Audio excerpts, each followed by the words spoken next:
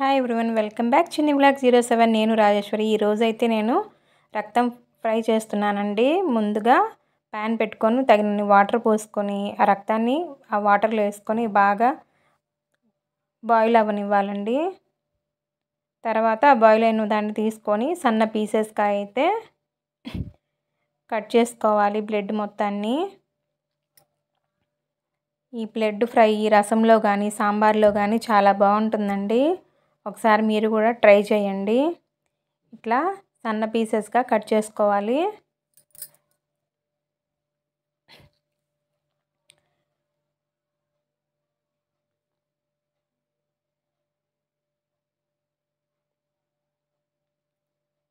మా పిల్లలు ఎంతో ఇష్టపడి తింటారండి ఈ బ్లడ్ ఫ్రైని. నేను ఎక్కువ సాంబార్ పెట్టి దాంట్లో ఈ ఫ్రైని చేస్తూ ఉంటాను.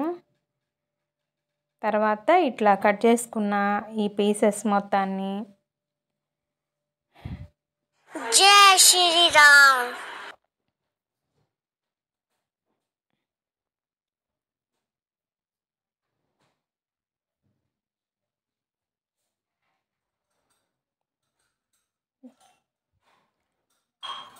స్టవ్ ఆన్ చేసుకొని ప్యాన్ పెట్టుకొని తగినంత ఆయిల్ పోసుకోవాలి.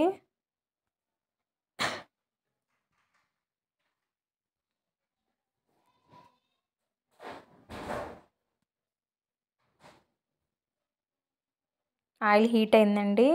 ఇప్పుడు మనం ముందుగా కట్ చేసి పెట్టుకున్న పచ్చిమిర్చి, ఆనియన్స్ ప్యాన్లో వేసుకొని గోల్డెన్ కలర్లోకి వచ్చేదాకా ఫ్రై చేసుకోవాలి.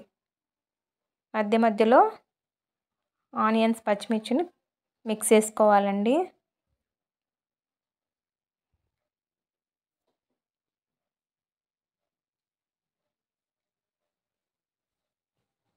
తర్వాత బ్లడ్ పీసెస్ మొత్తాన్ని ఆనియన్స్ వేగినాయి కదండి, దాంట్లో వేసుకోవాలి.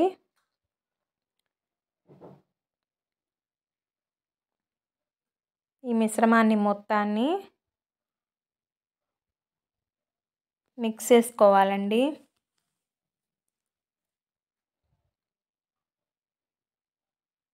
ఆనియన్స్ ఈ మొత్తము మిక్స్ అయ్యేటట్టు బ్లడ్ మొత్తాన్ని మిక్స్ చేసుకోవాలి.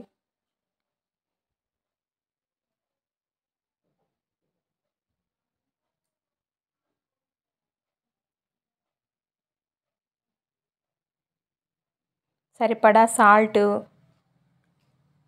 1 టేబుల్ స్పూన్,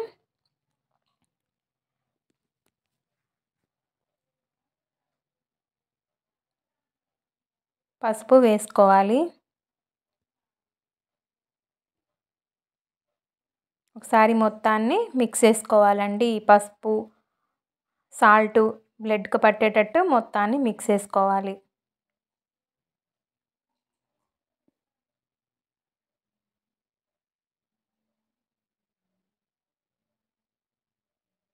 మా పిల్లలైతే చాలా ఇష్టంగా తింటారండి ఈ బ్లడ్ ఫ్రై. నాకు కూడా చాలా ఇష్టం చిన్నప్పటి నుంచి బ్లడ్ ఫ్రై అంటే. సాంబార్ కానీ, పప్పు కానీ, టమాటా పచ్చడి కానీ ఇవన్నీ చేసుకున్నప్పుడు ఇట్లా బ్లడ్ ఫ్రై చేసుకొని తింటే వాటిలో కాంబినేషన్ అయితే చాలా బాగుంటుంది. ఒకసారి ట్రై చేయండి. మధ్య మధ్యలో మిక్స్ చేసుకోవాలండి బ్లడ్ ఫ్రైని.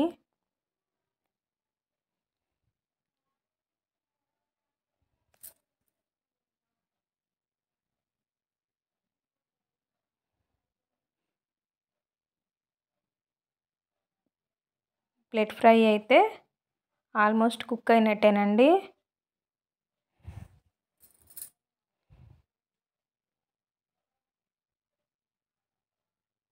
ఇప్పుడు సరిపడా బ్లడ్ ఫ్రైకి కారం వేసుకోవాలి. 2 టేబుల్ స్పూన్ కారం అయితే నేను వేసుకుంటున్నానండి.